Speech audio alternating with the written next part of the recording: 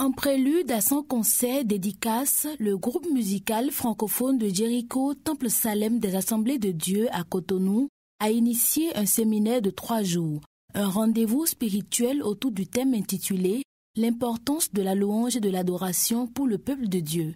La première journée a été marquée par l'enseignement de l'évangéliste et chantre John Mingan, axé sur la sanctification. L'expérience que j'ai faite avec Jésus, après que je me suis donné à Jésus en 1984, parce que j'ai joué au début, depuis 1968, dans les cabarets, dans les bois de nuit.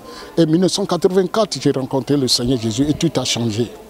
Et c'est cette expérience que je suis venu partager dans mon église avec mes filles, les fils et tous ceux qui sont dans l'église.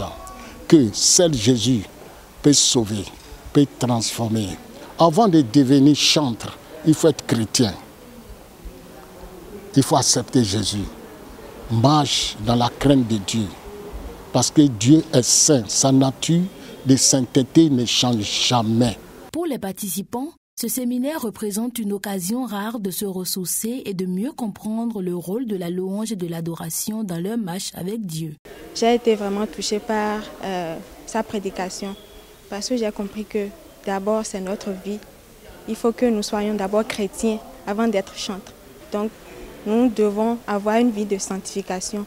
Nous devons laisser les péchés, abandonner les péchés, avoir une vie de sanctification pour que notre vie puisse témoigner à chaque fois. Je retiens que l'adoration, c'est un style de vie qui veut vraiment adorer le Seigneur ou louer le Seigneur, doit vivre une vie de sainteté.